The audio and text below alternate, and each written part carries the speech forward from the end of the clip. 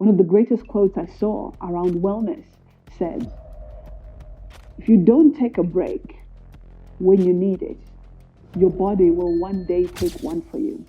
And it may not be at the most convenient time. So how does an executive master the wellness game? And why is this important? Don't go from meeting to meeting and carry negative energy from one client to the next client and the next client.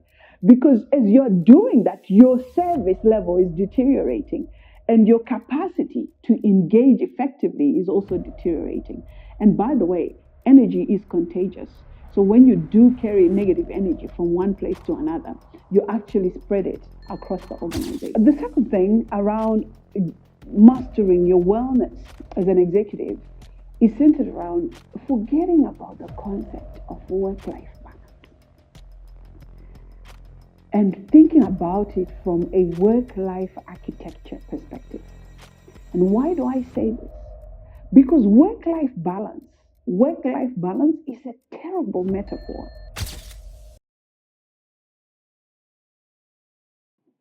So I'm one of those leaders who used to believe that all these wellness activities that people do at work are really designed for people who are unable to handle stress and for people who are struggling with their work pressure. And I believed I wasn't. I believed I was handling things well. I was right in the thick of things. I was in the driving seat of my life and everything was going well. But one thing was for sure, I didn't know what it looks like to be burnt out, what it physically looks like when somebody is actually burnt out. And so I went about my job. I was an HR director. I was taking care of 3 countries at the time, and I was pumping. I was showing up every day. I was wearing my busy schedule as a badge of honor. I had no boundaries. I had no work time, home time. Everything was going in and out of each other. And for me, I felt like I was thriving. But then I started to forget things. I started to forget small things. Like I would forget, did I lock the door for my car or not? I would forget, did I turn off the iron when I was ironing or not? Now, these things would bug me because I would be at work in the middle of a high pressure board meeting and my mind is going, did I turn off that iron or not? And it used to bother me so much that I would have to text someone to go and check in my bedroom if I did switch it off or not. And at some point, my husband used to joke with me and say, why don't you just carry the iron to work when you're done? So you are sure that there's no way that it's actually on. That's how bad it became. I was forgetting things. I was forgetting, did I put the roll, did I use roll on? Did I do this? These were small things, but well, I ignored it. I thought, it's nothing. I can handle it. I also started to struggle to sleep. So ordinarily, I'm a heavy sleeper. I'd sleep for 8 to 10 hours a day. But I started to struggle to sleep. I'd wake up in the middle of the night and my mind is racing. And I'm thinking of so many things and I'm trying to process the things I'm supposed to be doing at work, the things that are outstanding, what's possibly going to happen, etc. And my mind is just racing and it was not stopping. But all of these things for me were just small things. I didn't take it seriously. I didn't even think that this is what burnout is. I continued. Now, as I was continuing in this job, which was really a high pressure job, the situation, the symptoms, the physical effect of the burnout started to take shape. And I remember at some point, my fingers were twitching involuntarily. I would be sitting at a table and my fingers would be twitching. And I would try to stop it, but it wouldn't stop. It would only stop on its own. And it would occasionally happen. Now, in African culture, if you're twitching, whether it's your face twitching or your hands, it's like a good sign. It's a sign that you're going to get money. So I would just sit there and go, okay, maybe I'm going to get lots of money because this is happening so often. And it would happen every day.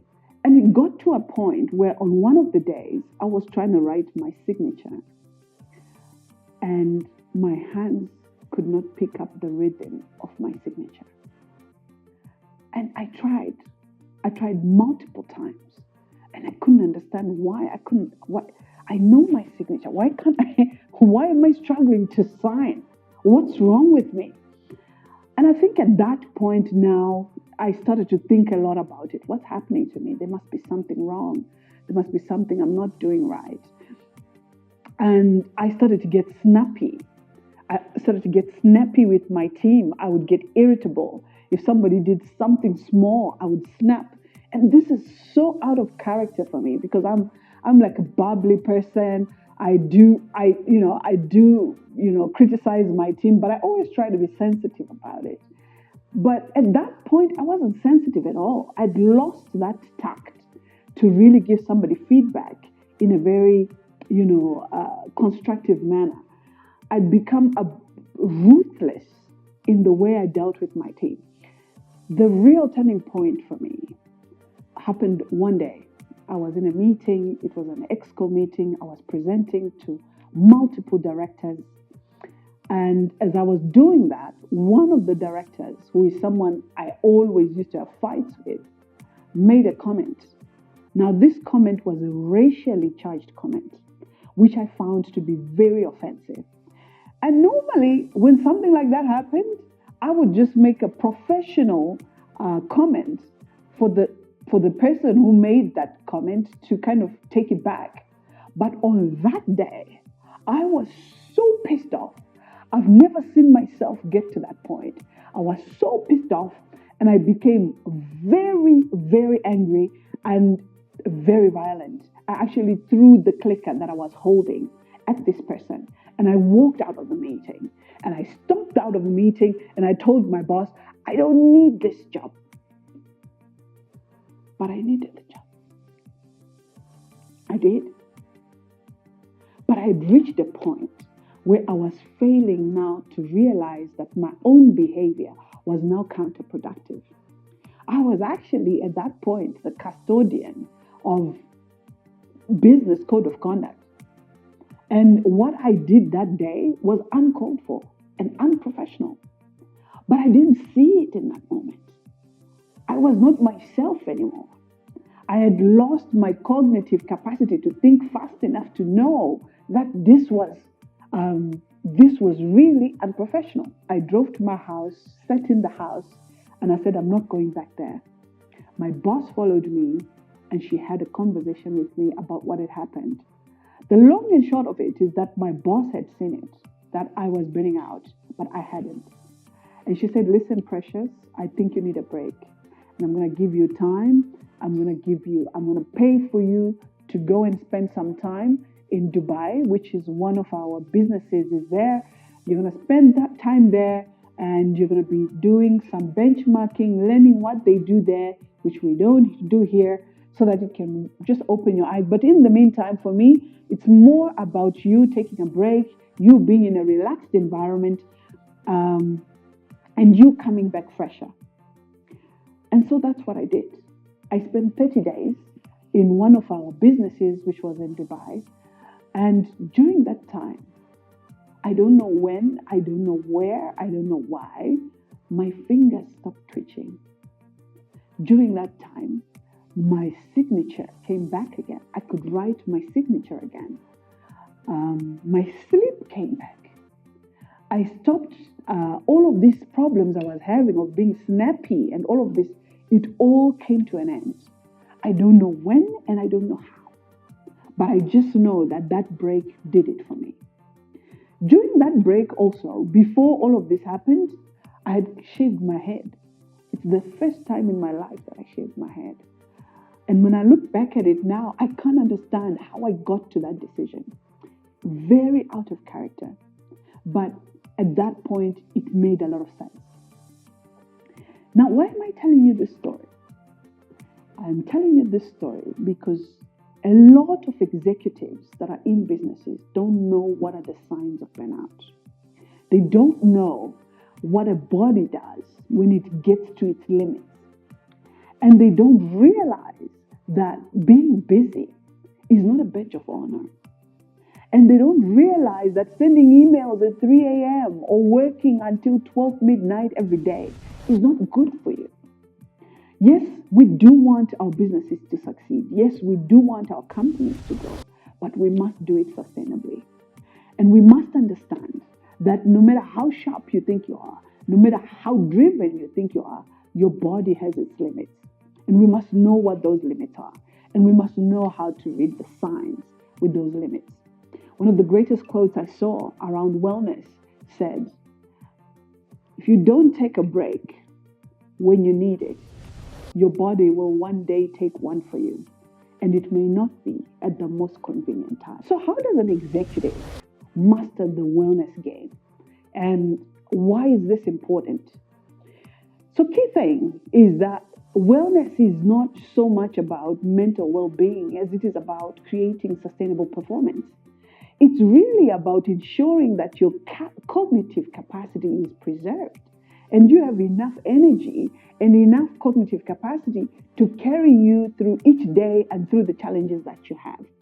And so I want to talk about 5 insights that executives can tap into as they try to up their wellness game. The first one is to master your energy clock. It's to master your energy clock. So what are we saying? Executives who understand wellness understand that your energy level is important. And so we must learn how to manage our energy and not necessarily how to manage our time. A lot of us are fixated on managing our time, managing our schedule, and don't understand that in all of that, the most important thing is how we manage our energy. Because when our energy is at its best, this is when we are most creative and when we are most productive. So how do you practically deal with this? Number 1, take an energy audit. Go through your day, go through your week, and take a mental note of what are the things that you did throughout the week that increased your energy, things that made you feel alive, things that raised or increased the feeling of engagement for you at work. Those are what we call green tasks.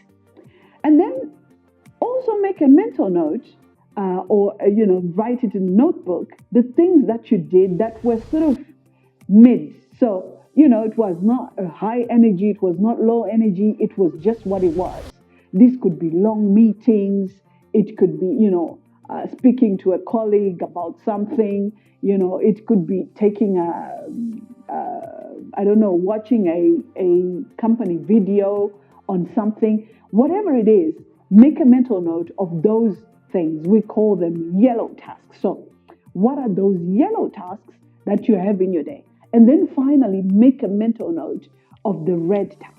Now, what are red tasks? Red tasks are things that when you are done with them, you feel like your energy is gone.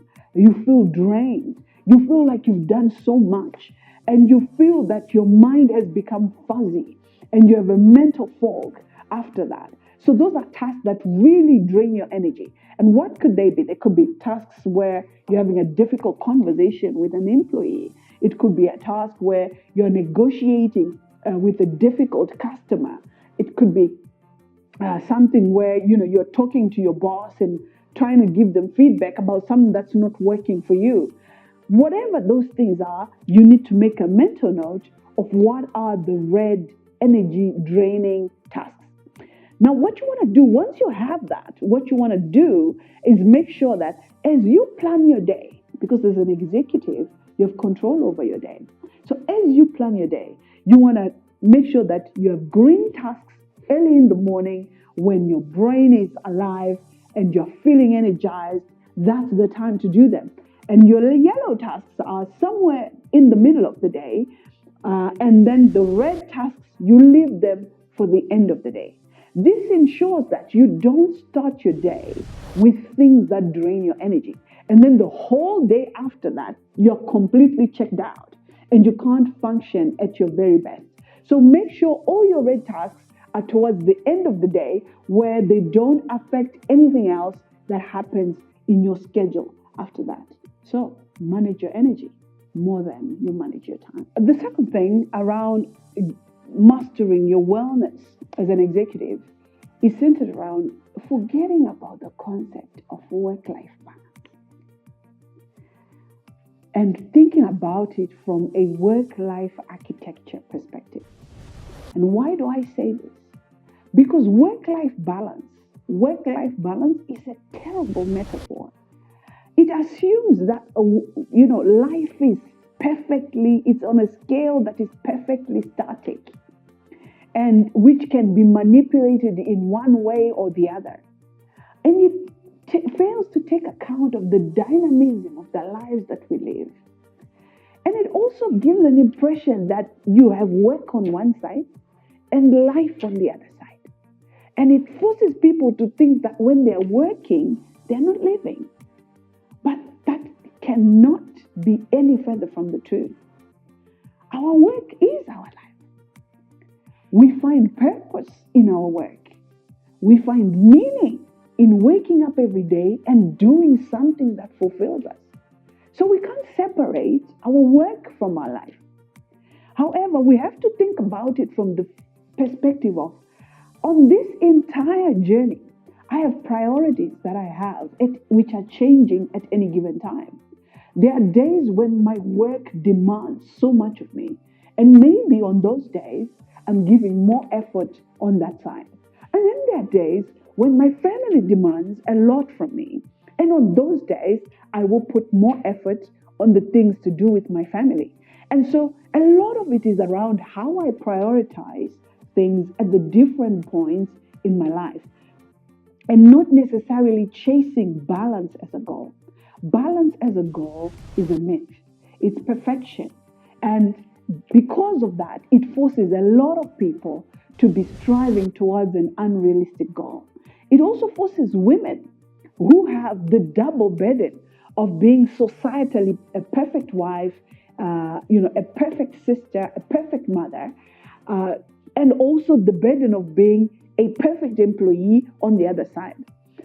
It forces them to really struggle and feel like they have not achieved and feel like they have a lot to prove in both areas. And so when they come back from work, they want to be superwoman. They're trying to flip up backwards in order to do a lot of things that they can't do. And so forget about work-life balance and start thinking about this as a continuum of priorities which are changing and dynamic at any given time. That allows you to take the pressure off yourself to show up as Superman or Superwoman on the two fronts at any given time.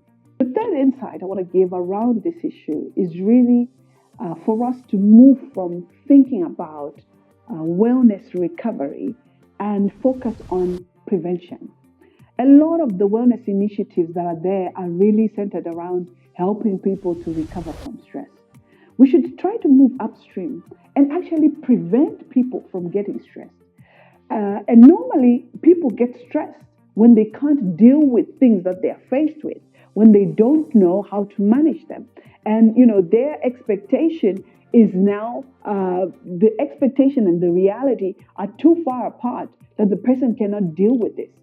So I would say, let's start focusing a lot more on helping people to prevent stress. So let's bring in micro doses of stress for people to simulate, for people to say, okay, if this happens, what do I do? If that happens, what do I do? There is a management philosophy called if then. If this happens, then what? Just by doing that, it allows us to actually start to prepare for some of the most highly stressful situations in an entity and to deal with them better when we actually come across them. I've also learned of, a lot of mindfulness apps, which are now there, which are available on Play Store and different areas, which you can actually download, and they help you to manage your thoughts, to manage your mind without being overtaken by your thoughts and losing control in terms of how you deal with issues. So there are a lot of things that we can do around prevention. And I think you can start looking up some of those things you can do for yourself to prevent stress rather than waiting to actually deal with it at the end. So what I've seen also is that stress resilience is built from the experiences that someone has gone through. When you've gone through tough times, whatever those tough times are, they define your limit of what can stress you and what will not. So people who have gone through very difficult times have a very huge stress threshold because they have seen difficult things and they're able to handle some of the stressful situations that most people would struggle with. Someone who's lost their mother when they were young, for example, and has had to live alone, has had to be independent, has had to do things alone, can find certain things that people struggle with today to be very easy to do because they have been stretched to that limit. And so when you do go through a difficult time, don't miss that moment. That crisis is a big learning opportunity that prepares you for future stressful situations and strengthens you. You actually develop a lot of strength from your most difficult situations. So, in a very hazardous environment, if someone is working in a mine or in a mining company or in a manufacturing company, people don't just hope that employees are going to be safe. They actually give them PPE, which is personal protective equipment, to ensure that they are protected from the hazards. And it's the same thing with mental resilience. You don't just hope that your employees are going to be able to deal with difficult customers who are ranting insults at them, or they're going to be able to just randomly deal with, difficult people that they come across in the entity every day. You don't just hope for that. You have to give them PPE, which is personal psychological equipment, for them to prevent being overtaken by these difficult situations and for it not to be a hazard to them, especially if they work in high-risk environments like call centers, like, in customer service, especially people who work in insurance customer service, where every customer who comes to them is angry. They're in a low space, they've lost a parent, they've lost their car, they've lost something, and they're ranting at whoever they're dealing with, and they're channeling that anger to them. So what is personal psychological equipment? It's really defining and helping employees to understand themselves, to know who they are. And it says, before I go into a stressful situation, I must know my boundaries. What is the boundary of what I can take in terms of abuse from a client, in terms of abuse from somebody else, right? At what point should I say no, right? A lot of people who are stressed is because they fail to say no. They don't know how to say no. And learning those boundaries and learning how to say no to things that you cannot do allows them to prevent themselves from stress. So training them to understand boundaries is key as personal protective equipment, personal psychological equipment for mental health traumas. Another thing that employees can be trained to do is to know their mood anchors. So what are the things that you can do for yourself when you've been exposed to somebody who's drained your energy, somebody who stressed you a lot? What do you do to come back from that? Because if you don't do something about it, it's going to build up, it's going to stay in you, and it's going to cause some cognitive challenges for you. So what is it that you do? So a lot of people are taught about what we call in psychology mood anchors.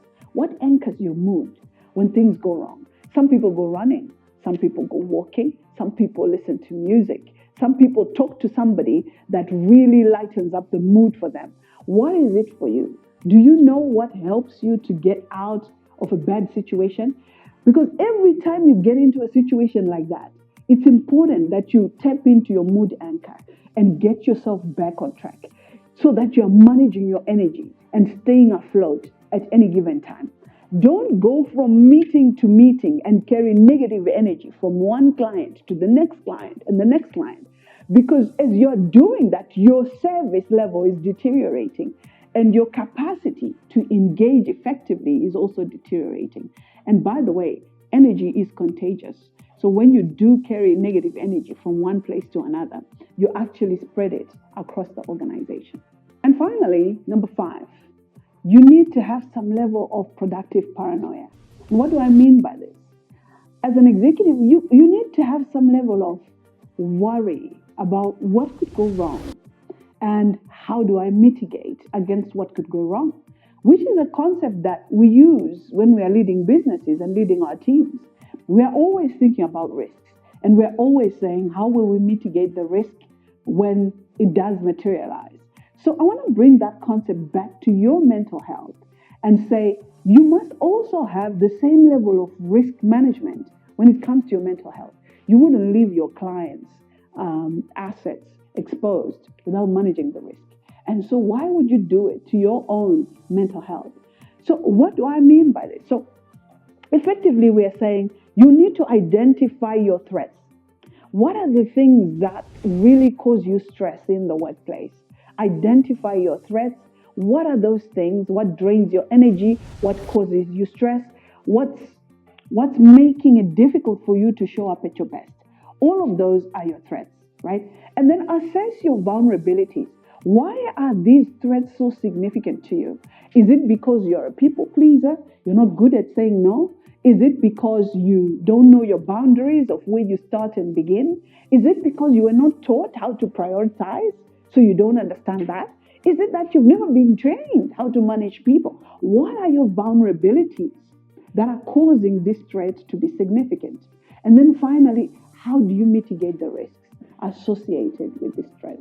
So think about it and say, if I were to mitigate this risk, what do I need to do? Do I need to get some leadership coaching? Do I need to be trained on how to be more effective with prioritization, with setting boundaries, with mindfulness?